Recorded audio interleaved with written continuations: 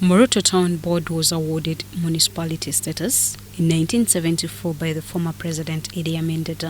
In 1974, it is sited on 5 square kilometers with a population of 19.421 by 2020. It borders Matheniko County, Katikekire Sub-County East, Rupert to north, and Nandugate to the south of Moroto District. It has 2 divisions of north and south. 48 years down the road, the municipality still harbors numerous challenges, from the limited number of staff and offices to poor garbage management, among others.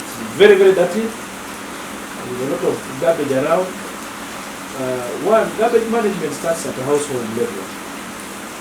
We all have to play with the stakeholders. We have all to contribute to that waste management. Mindset change of the community is also a challenge. I would also love that the partners come on board and support us in mindset change, software sensitization. Well, we received a truck from the Ministry of Local Government. The unfortunate part of it, that reaching here, the lorry could not bring down the skippers. So we called Victoria Motors from the community. Everywhere they have opened pork joints. And of course it is part of the community uncomfortable with this. The Muslim community, you see, the Christians, there are people who don't eat this.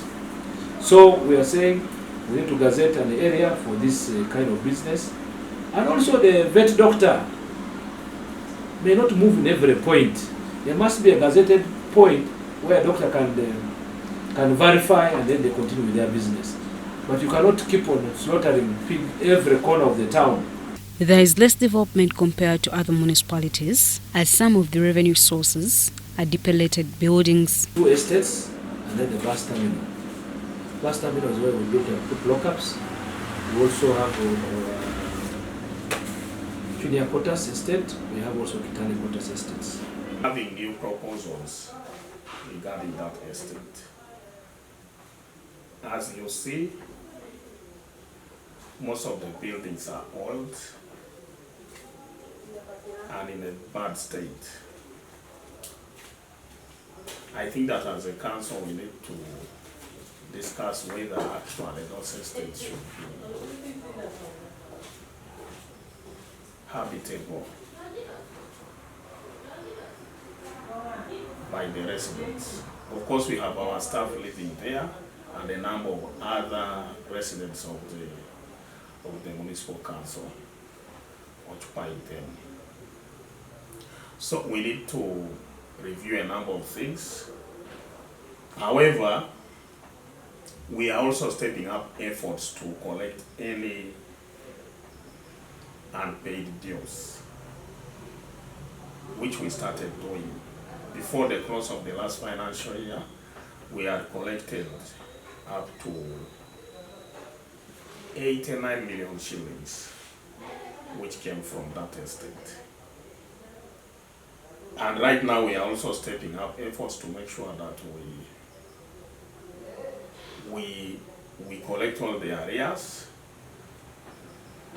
as we go ahead as a council to try to review, come up with a policy on how we are going to manage those estates in view of the fact that a number of buildings are actually in a solar state.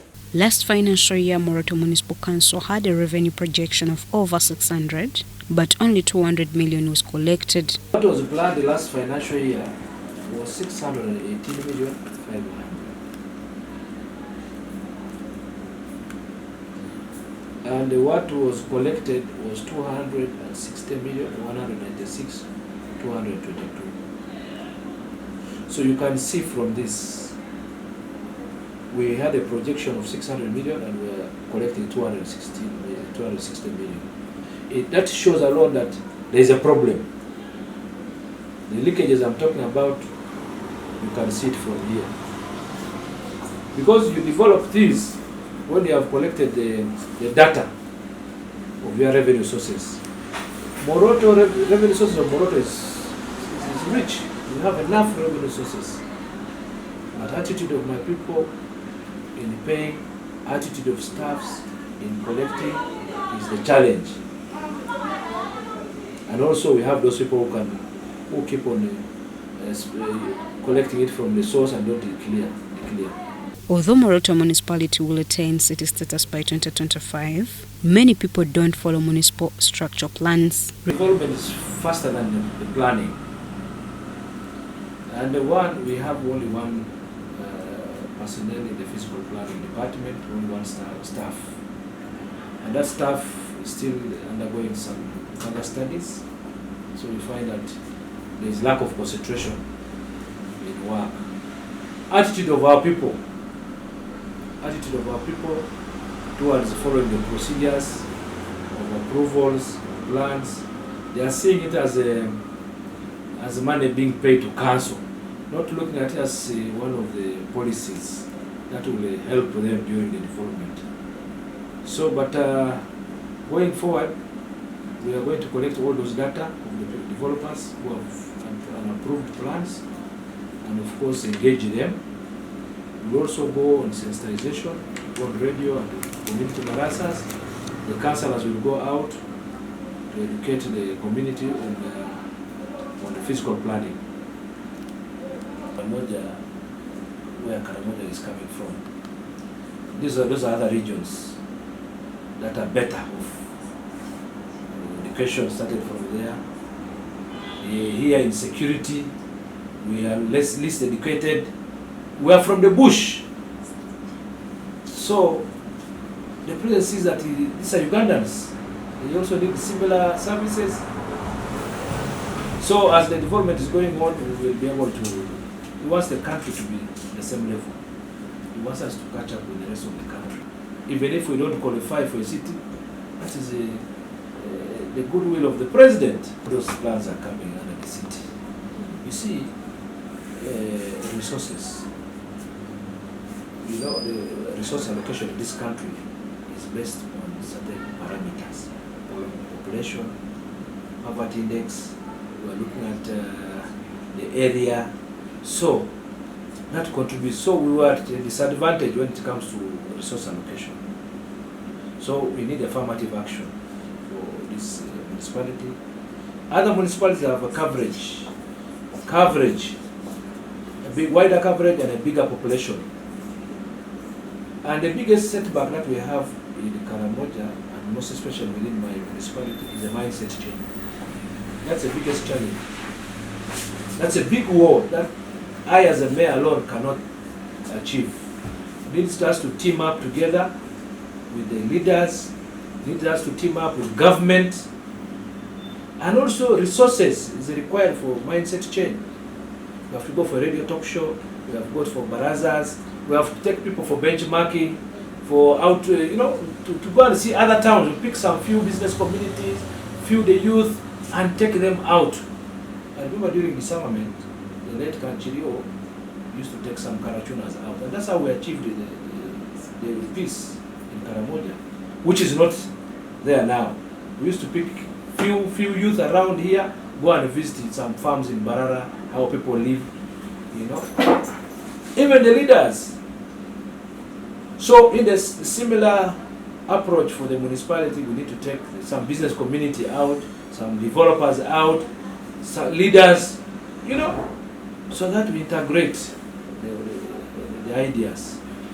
So that is the challenge we have. I can move alone, yes, as a mayor, I come with the idea. But what about my colleagues around me?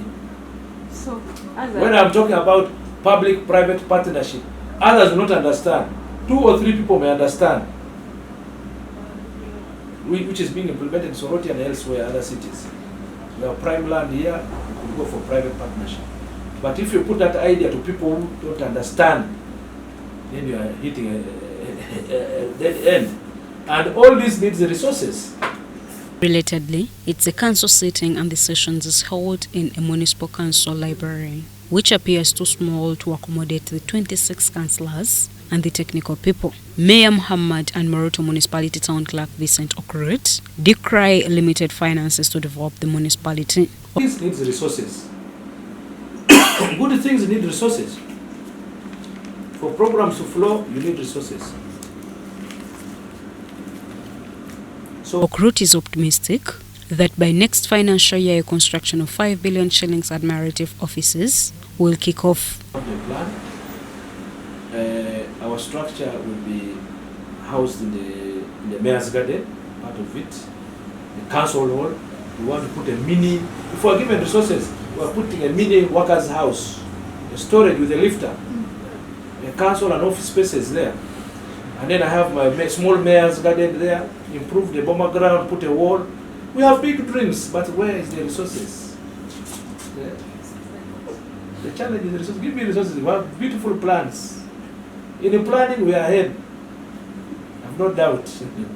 Putting street lights all over here, it's not a big issue. We are faced with a very acute shortage of office space and accommodations. Where the offices are currently housed, as you see, is within the district headquarters. So we have started discussions internally to see how we can put up our own office that can provide sufficient accommodation to the staff and political leadership. It's a discussion that we have started generating, and we want to start the process of looking for funding so that we can achieve this. The first step, we would want to revise the structural plans that we made some years back and produce better ones that fit the current standards and then have them approved. So hopefully next financial year, 2023-2024, we should be starting construction of the offices. Generally, I would be looking at a project of 5 billion shillings initially for provision of accommodation to office accommodation to the staff. Money we shall get from local revenue and then also request support from the central government if we can be given some funding under startup for the city. Then we should be able to get started with the construction. Moroto District Resident George William Wopua cautioned district civil servants over embezzlement of government funds. The issue of accountability of funds. On 20th July 2022, I handed over some matters to police for investigations. And this was arising from the third quarter of 2021.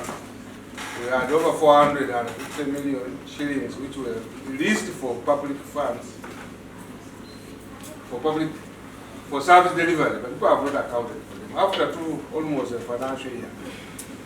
Now, the mayor was uncomfortable, the town clerk was uncomfortable, but for me I assured them that I'm helping them. Because it's difficult for you to treat yourself. It's very difficult for the mayor to take on technical heads of the department, who some of them are as voters. So you support me, and I want to appeal to everybody to ensure that whatever money you get, you account for it. Chairperson.